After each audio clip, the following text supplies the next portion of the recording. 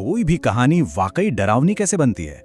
क्या सिर्फ भूत प्रेत होने से, या फिर डर को बनाने का, उसे बुनने का कोई खास तरीका होता है? तो चलिए आज एक मॉडर्न हॉरर स्टोरी की चीर-फाड़ करते हैं, ये देखने के लिए कि आखिर डर और सस्पेंस को इतनी सफाई से कैसे बनाया जाता है। ये एक सच्ची घटना पर आधारित है। कहानी की शुरुआत होती है इन कुछ शब्दों से। देखिए, ये कोई मामूली लाइन नहीं है, ये एक साइकोलॉजिकल हुक है। जैसे ही हम ये सुनते हैं, हमारे दिमाग में शक और यकीन के बीच की लकीर धुंधली पड़ जाती है। अब जो भी होगा वो सिर्फ एक कहानी नहीं बल्कि एक हकीकत लगने लगती है। हर अच्छी डरावनी कहानी की शुरुआत एकदम नॉर्मल होती है।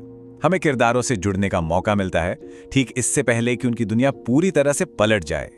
और इस कहानी की शुरुआत भी होती है सर्दियों की छुट्टियों की एक आम सी योजना से। चलिए मिलते हैं इस परिवार से। अंजलि एक ग्राफिक डिजाइनर, उसका पति रवि और उनके 2 बच्चे पीहू और चिंटू। लगते हैं ना बिल्कुल अपने जैसे। दिल्ली में रहने वाला एक आम मॉडर्न परिवार। और पता है, यही बात इस कहानी को और भी डरावना बना देती है, क्योंकि अगर ये उनके साथ हो सकता है तो फिर ये किसी के भी साथ हो सकता है। तो प्लान क्या था? कुछ खास नहीं, बस दिल्ली से 100 किलोमीटर दूर रेवाड़ी में अपने नाना नानी के घर तक की एक रोड ट्रिप।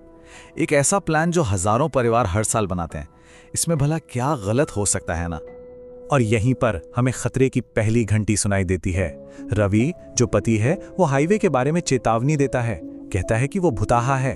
पर अंजलि एक मॉडर्न पढ़ी लिखी महिला उसकी बात को हंसकर टाल देती है। ये सिर्फ एक बातचीत नहीं है, ये कहानी में एक टेंशन पैदा कर रहा है, पुराने अंधविश्वास और नए जमाने की सोच के बीच।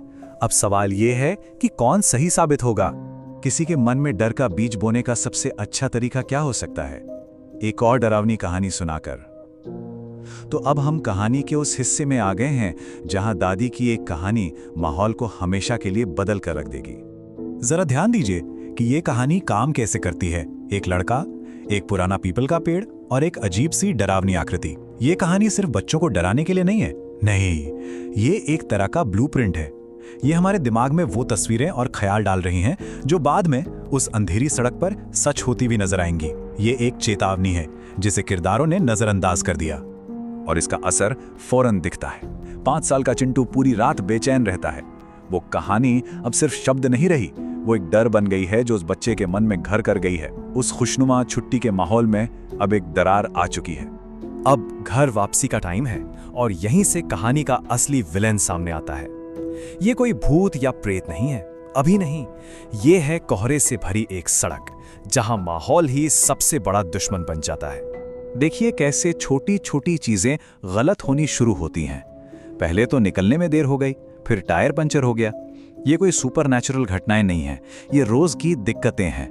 लेकिन हर एक देरी दिन की रोशनी को खत्म कर रही थी और उस परिवार को उस सुनसान हाईवे पर अंधेरे और कोहरे के और करीब धकेल रही थी। घना सफेद कोहरा किसी कफन की तरह। ये सिर्फ मौसम का हाल नहीं है, ये एक एहसास है। कफन जो जिंदा लोगों को दुनिया से अलग कर देता है। ठीक वैसे ही ये कोहरा उस परिवार को बाकी दुनिया से काट रहा था, उन्हें अपनी घुटन भरी गिरफ्त में ले रहा था। सिर्फ 5 मीटर, जरा सोच कर देखिए। आपकी कार की हेडलाइट्स बस इतनी ही दूर तक दिखा सकती है। उसके आगे क्या है आपको कुछ नहीं पता। सड़क है, कोई जानवर है या कुछ और। ये सिर्फ कम विजिबिलिटी नहीं है, ये पूरी तरह से लाचारी है। एक बढ़ता हुआ तनाव कि आप अंधेरे में आगे बढ़ रहे हैं। अभी तक तो डर सिर्फ माहौल में था, एक एहसास था, लेकिन अब वो खामोशी टूटने वाली है। अब खतरा सिर्फ महसूस नहीं होगा, अब वो सामने आएगा।